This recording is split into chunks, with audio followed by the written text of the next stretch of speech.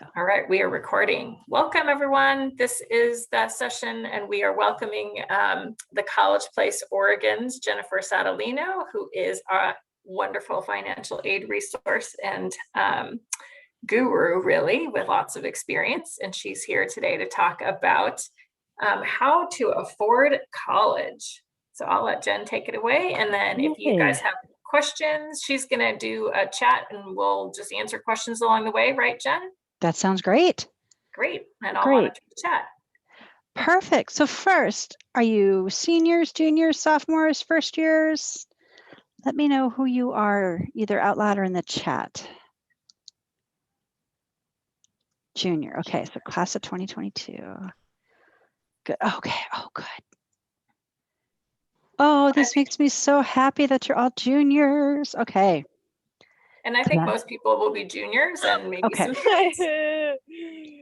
Oh no.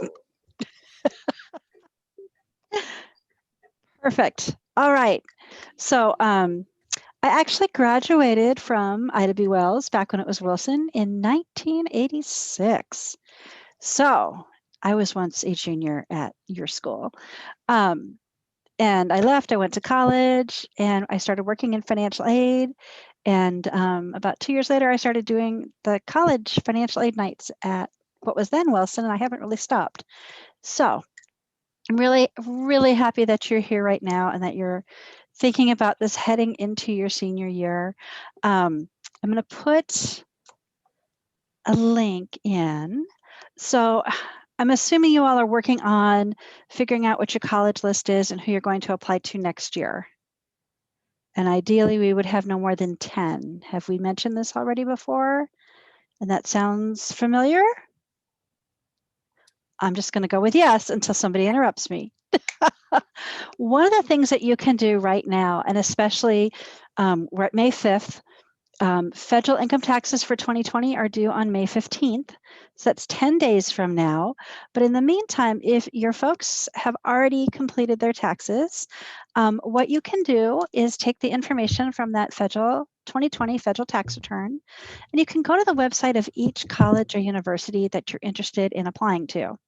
And on that website, you can click search for net price calculator, and then you could put information in there, and it will tell you, based on the information that you submit, and you want to have your information be as accurate as possible. It'll say, hey, if you had been a freshman at University of Oregon or Scripps or Clark University, this is what your financial aid package would have looked like last year. So one way to get that information and to get really personalized information is to go to each college or university, and you're going to Google search for net price calculator. The other way to do it that isn't as personalized, but if the thought of going to each college's website and putting in the same data over and over makes you kind of yawn, you can go to this site, which is collegecost.ed.gov, and that will have generic information. It will show you the average financial aid offer for the average student. It won't be personalized to you, but you'll get a sense of which schools are more generous with their financial aid in general. So it's a really good place to start.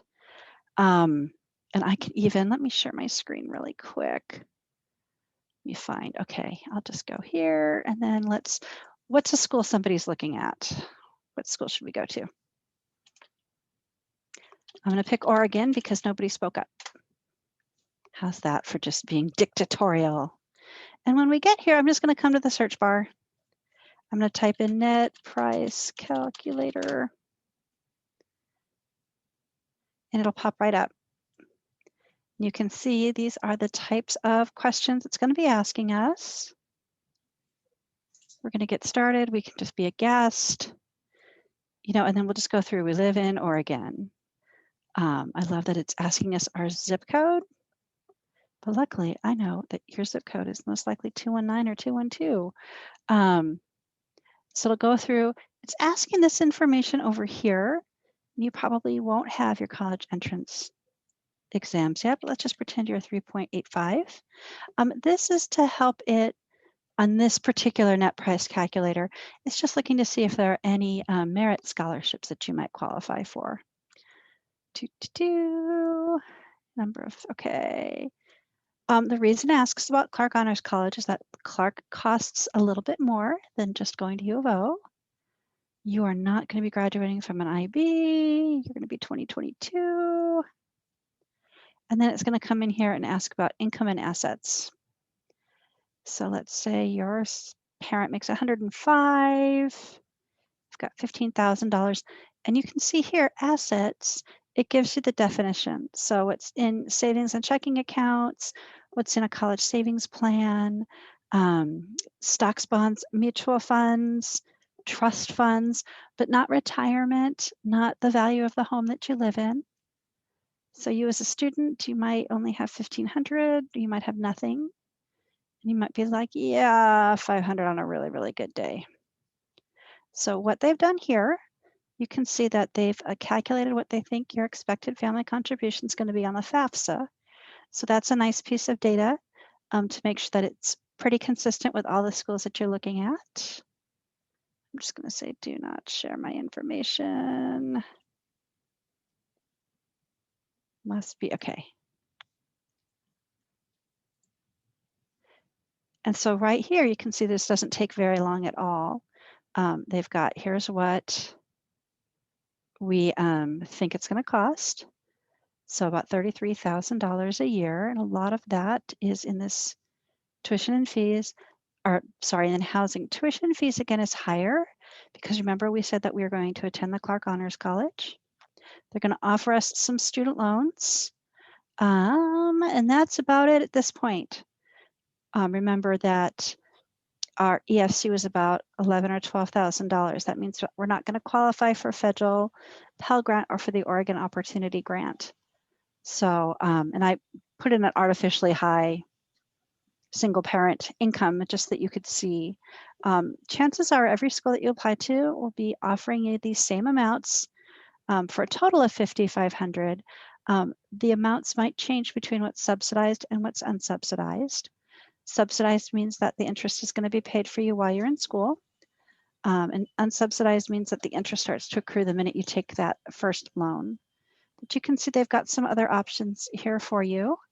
They're more than happy to loan your parents money, but one option that they don't have here is finding outside scholarships. And that's what I really want to talk to you about today. But any questions on that net price calculator? Yes, Kelly. Oh, I have a question. Yeah. If I have an unrelated question to the net price calculator, so I'll let people chime in on the net price calculator, but just to reel it back for a minute after we talk about that, if I am starting from square one and I don't even know the first thing about how I'm going to afford college, can you give us the things to do right off the bat that we should make sure? Sorry. So the first thing that you need to do, and you're all class of 2022, you need to figure out who your financial aid parents are. In class of 2022, we have a really specific definition for your freshman year in college, and then it's going to change. But what you want to do is figure out which parents are going to provide information on your financial aid application. So, and that would be both parents, if your parents are married to each other and living together. Both parents, if your parents aren't married to each other, but they live together. And then if your parents are separated or divorced or never married, if a parent's widowed, we want the parent that you've lived with the most in the last 12 months. So that's going to become your financial aid parent for your freshman year in college. And we're going by 12 months from October 2021. So we're in May. You still have time to kind of pick a parent. If you've got two parents, you kind of live with both of them equally. You're just going to live with one, like one night more is all we really need. But just whichever parent you live with the most, that will be your financial aid parent. And then if that parent is married or remarried, then you'll have report information for your parent and step parent. So you're either going to have one financial aid parent or two financial aid parents. And so oh, sorry, Jen. So you're referring to filing the FAFSA form. Yeah, first we're going to figure out who our parents are. Okay. Then we're going to figure out which form we file. Okay. Probably about 90% of our students at Wells are going to file the FAFSA, which is the free application Please for get federal in student here. aid. So, and students who are US citizens file the FAFSA, and students who are eligible non-citizens. So these would be students that have an alien ID card or a green card, students who have been granted asylee or refugee status, and students who are from the Marshalls, Palau, or the Confederated States of Micronesia. Those students are going to fill in a FAFSA. So it's probably about at least 90% of our students at Wells. If a student is undocumented, has DACA status, is a dreamer, they can't fill in the FAFSA, but we have a separate application called the ORSA, the Oregon Student Aid Application. Undocumented students don't qualify for federal financial aid, but they do qualify to be considered for Oregon financial aid. So you'll file either the FAFSA or the ORSA. That information will be sent to up to 10 colleges and universities that you select when you're filing the form. And you'll do that on or after October 1st. So the reason I started with parents, it's important to know whose information you need to gather this summer. So figure out who your financial aid parent is going to be. And then you will, 2, figure out which form you're filing. And then 3, in October, you're going to file either the FAFSA or the ORSA, not both, just one. We're not that mean. And then that information will be sent to your colleges and universities. And they'll use the information on that form, whichever one you file, to calculate to see if you're eligible for federal or state aid, institutional aid, and if you are eligible, how much. Now we went through the net price calculator because I wanted you to know that there's a way for you to kind of see in advance how much colleges and universities might cost before you file the FAFSA. And then after you file the FAFSA, you have to be admitted to a college or university and receive a financial aid offer. That often doesn't happen until April of your senior year. So I wanted to kind of give you a sneak peek to show you what you could do earlier and kind of get a quick sense of what financial aid you might be eligible for at a specific college or university. And I've put the links in the chat. Thank you, thank you, thank you. My only superpower in this world is completing the FAFSA and the ORSA, and I still live in the neighborhood. So once I am allowed back on campus, usually I will have some afternoons where I'll come in right after lunch and then I'll hang out until well after school. So if you need some one-on-one help completing a FAFSA or an ORSA, I'll be around. And then the College and Career Center also has mentors through the Aspire program. And so if you want to be mentored by somebody through the whole college and financial aid process, you can sign up with Ms. Milford, and then we make sure that they also know how to complete those financial aid applications accurately. So, any questions about that? We're going to give you a lot of help, so don't be intimidated by this. Just if you get intimidated, think, oh, I know I'm at Wells, sorry, and I'm going to have a lot of help. So if you don't do your form right away, we'll start nagging you right around December. Is that right, Kelly? We will nag you around December. Yeah. Yeah. That's about when we start nagging. So filing the FAFSA. And then step 1. Scholarships. This is what you can do this summer. So I have 2 websites I'm going to stick in the chat. The very first thing you should be doing, though, is paying attention when the counselors in the College and Career Center send out information about the Ida B. Wells scholarships. You should be like, hey, I can apply for those next year. I wonder what I have to do. And you can take a peek at the scholarship application. You always want to be a big fish in a small pond. So if a scholarship's limited to just Ida B. Wells students, that's a pretty small pond. You're going to be a pretty big fish.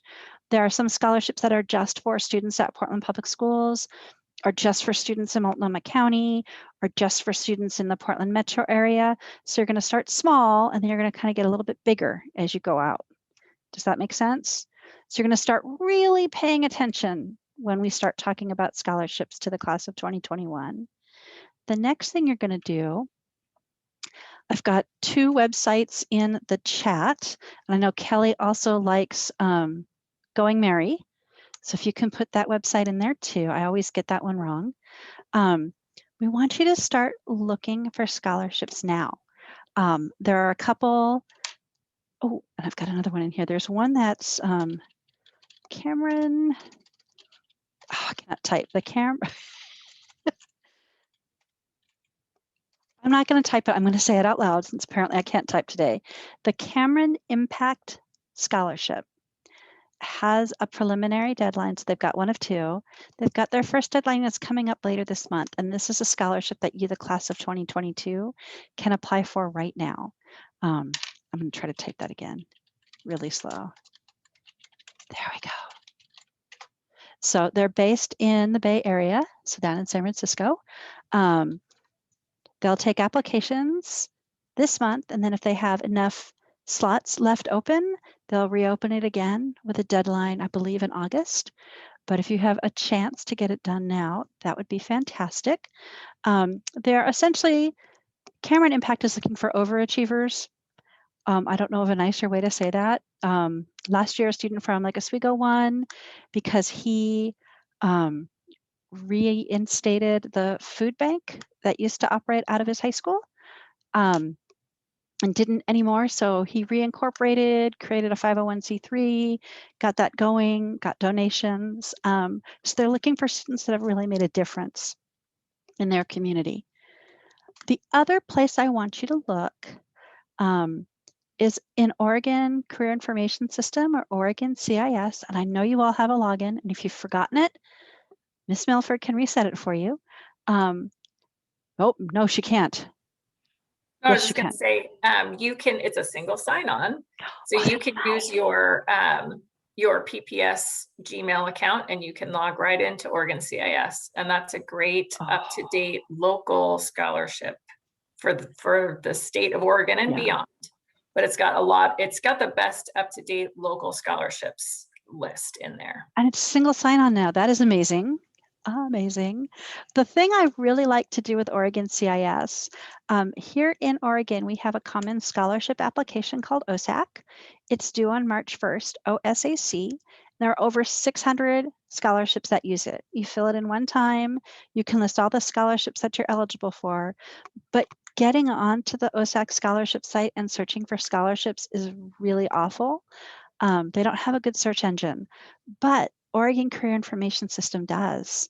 And so if you go in and you look at the financial aid sort in Oregon CIS, and you set the deadline date to March, because it'll ask you which month the scholarships are due, you'll start seeing scholarships pop up that all have the same link, and it's the student portal. Is it student app at OSAC or app student? But you'll notice it. Those are all scholarships that it's going to be really easy for you to apply to, because you're going to do it once and then you're just going to add the numbers in of the scholarships that apply to you. So again, you can start working on this now over the summer, because searching for scholarships is sometimes the most overwhelming part of college and financial aid. There are just so many options out there, and you want to find scholarships that are a really good fit for you. So definitely use Oregon CIS. Kelly, has the deadline passed for the Wilson or the Ida B. Wells scholarships? Yeah, the deadline for this year has passed. Is there a place where they can go and look at the application? There's not. But if they're interested, and because we had to make it an online form. Well, Okay. That's not true.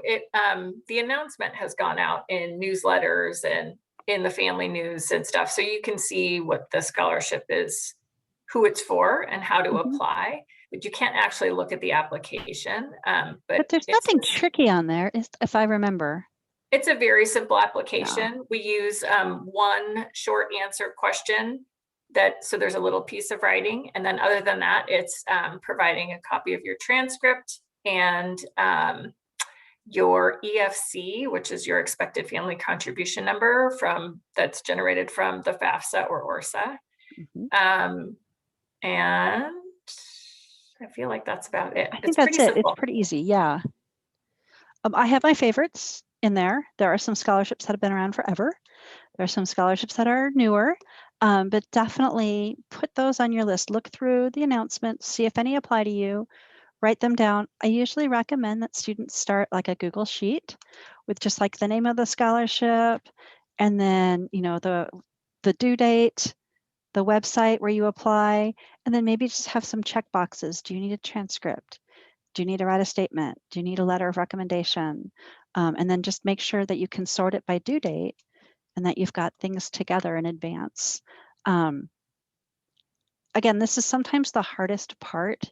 If one of your parents or even a grandparent is just like, what can I do to help? Oh, they can't apply for anything for you, but what they can do is do some of this research.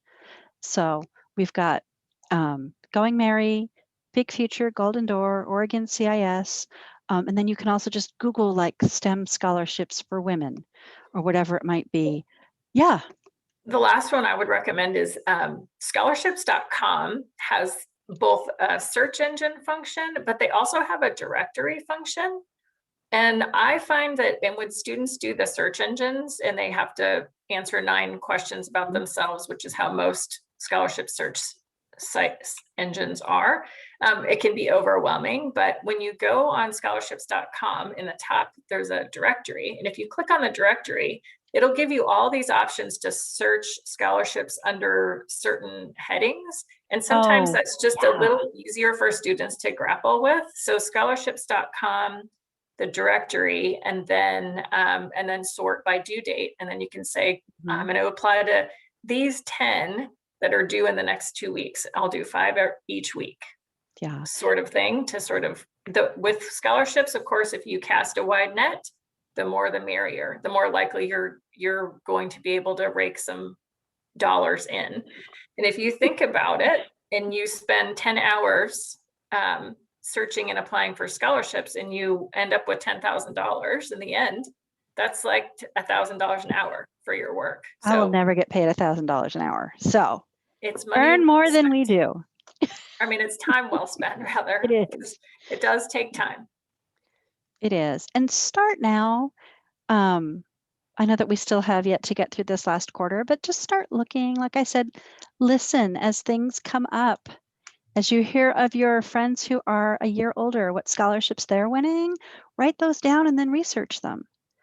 So listen in the announcements, or I guess we don't have announcements, in the emails that we send out. So we have about 7 minutes left. In that 7 minutes, I welcome questions. So far, we've talked about the importance of filing the FAFSA. That's kind of the gateway, right, to financial aid. And then looking and searching out scholarships to apply for. I'm wondering, and then tools to use for for figuring out how much it's going to cost to go to your colleges. I wonder, Jen, if you could speak to where is the bulk of the money coming from? Like, what do students need to know when they're looking at all the colleges? Where are they going to find money? You're going to find money at a school where you're kind of a rock star. So what you can do is you can research and find out what the average GPA or the average test score, what their average student is at that school.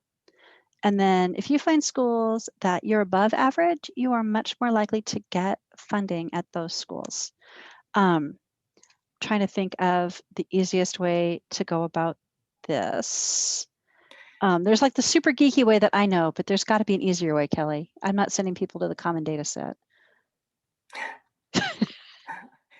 Well, first of all, I was also thinking like the biggest source of financial aid is coming from the institutions themselves. Yeah. And so you can find schools that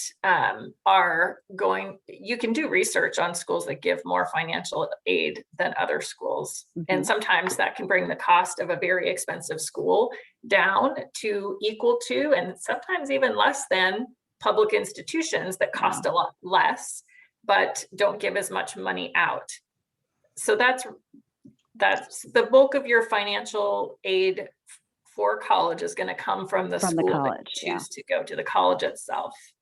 And there are ways to find information out about that. Net price calculator is the first good place to look. Are there other places that you know of to do the research, Jen, for? Yeah, the collegecost.ed.gov is a good place because they'll have, it's in a standardized format, which I really like. So you can go through and say, oh, well, I wonder what Milford University is like compared to U of O, and they'll be able to give you averages. So I'm trying to think of other really good ways. There's our lists out there of colleges that meet financial need. Yes.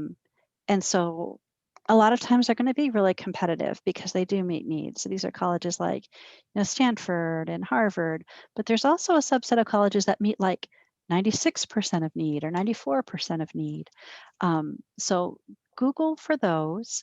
And then there are also what we call work colleges here in the US. And the one that's at the tip of my tongue is Berea College.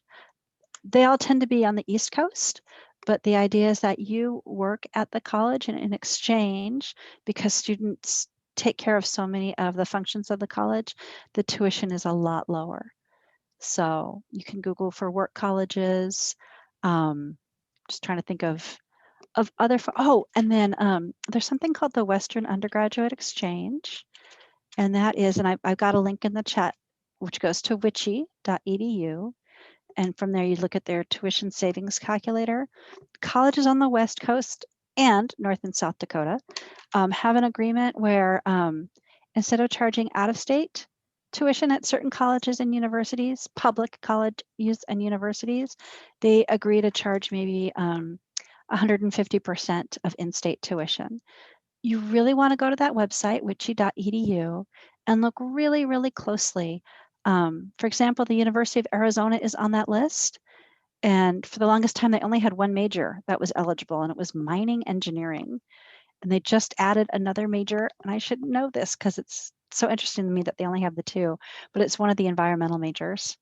University of Washington chooses not to participate at all. Washington State University chooses to participate if you have a high enough GPA. Boise State participates, but not for every major.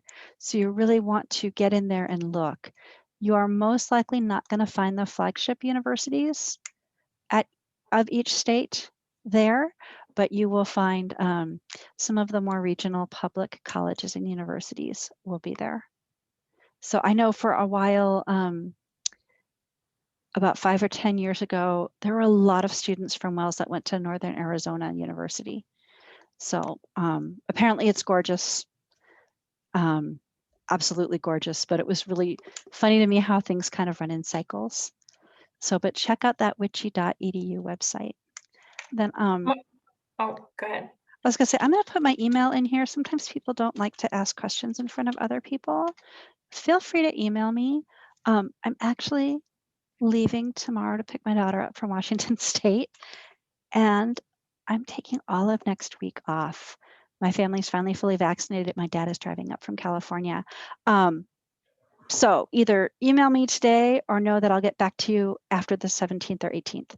So, but I'm really happy to answer any questions that you have.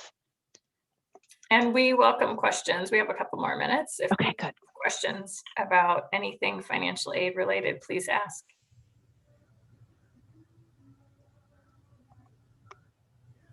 Or in general about how things work.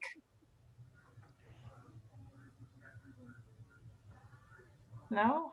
Just remember October 1st. It's going to be a great day. It's the day the FAFSA and the ORSA open. And also the Oregon Promise application usually opens on October 1st as well. Yeah, and the Oregon Promise, for those who may or may not know, is the Oregon's grant to attend community colleges up to 90 credits, 12 credits per term for no cost of tuition, for free. Yeah. The pretty good grant that we have in the state of Oregon. It's fantastic. One of my kids did that 2 years and then transferred to Western Oregon. Oh, great question, Alexandra. College applications open yet? Not quite yet. They usually open on August 1st or later. You can, though, right now, if you go to the Common application, which is commonapp.org, as a junior, you can create an account and start working in there, get like your basic stuff in, and it will roll over. So they'll close the Common App for a day or two and then open it up again in August. And at that point, the work that you've already done has been saved, and then you can start actually applying to schools. I do have some students that have completed all of their applications before school starts. I think that's a little bit unrealistic, but everybody does their own thing, and that's what they needed to do to feel like they had a handle on their senior year and having fun. The summer is a good time to get a lot of this pre-work done. And Yeah. this summer we have the luxury of offering a 2-week college, what do I want to call it, like a college boot camp. We'll be sending out a junior survey in the next week or so that will ask if you're interested in attending that college boot camp. It'll be a 2-week camp where we'll be able to give you information and help you guys work through getting a college list together and writing essays, doing a draft of your essay or completing your college essay in the workshop as well. So keep your eyes open for that. At this point, I'm going to stop the recording and we can hang out for another couple minutes for questions. Yeah. But thank you all for attending and have a good day.